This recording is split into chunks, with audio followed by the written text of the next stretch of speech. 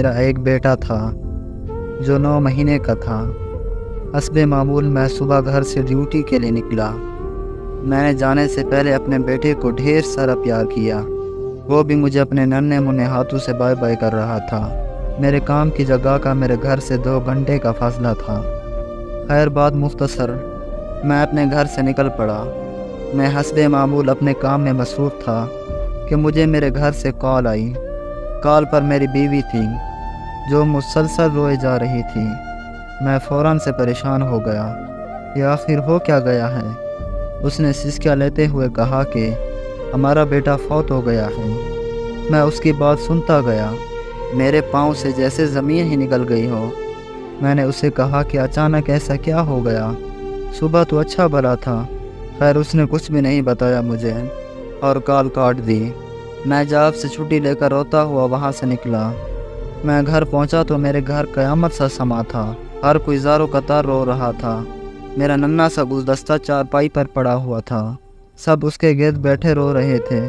مجھے تو اب بھی یقین نہیں ہو رہا تھا کہ میرا بچہ اللہ پاک کو پیارا ہو گیا ہے۔ صبح صبح تو وہ بالکل ٹھیک ٹھاک تھا۔ میں اسے ہنستا ہوا چھوڑ کر گیا تھا۔ اپنے ننھے منھے ہاتھوں سے وہ اپنے بابا کو بائے بائے کر رہا تھا۔ اے اللہ، میرا بچہ آپ نے اتنی جلدی کیوں لے لیا مجھ سے؟ ابھی اس نے دیکھا ہی کیا تھا اس دنیا میں۔ خیر میرے بیٹے کے جنازے کا ٹائم قریب تھا۔ ہر آنکھ اشک بار تھی۔ نماز جنازہ کے بعد اپنے لخت جگر کو اپنے ہاتھوں سے قبر میں اتارا۔ یقین جانو دوستوں کہ وہ لمحہ میری زندگی کا سب سے دردناک لمحہ تھا۔ میں سوچ رہا تھا کہ کتنا چھوٹا سا ہے، یہ کیسے رہے گا اس اندھیری قبر میں۔ خیر اسے دفنانے کے بعد گھر پہنچے۔ گھر پہنچ کر اپنے بچے کی موت کی وجہ پوچھی تو مجھے معلوم ہوا کہ سب اپنے اپنے کاموں میں مصروف تھے۔ سبھی یہ سوچ رہے تھے کہ بچہ ساتھ والے پڑوسیوں کے گھر ہوگا، کیونکہ اسے اکثر ہمارے پڑوسی اٹھا کر لے جاتے تھے۔ میرے پڑوسی بہت زیادہ پیار کرتے تھے میرے بچے سے، لیکن اس دن اسے کوئی نہیں لے کر گیا تھا۔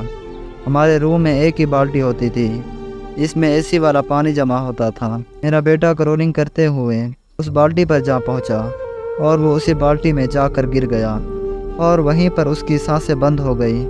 کسی کو خبر تک نہ ہوئی کہ میرا بچہ کہاں ہے۔ آج میری تمام والدین سے ہاتھ جوڑ کر گزارش ہے، برائے مہربانی اپنے بچوں کا خاص خیال رکھا کریں۔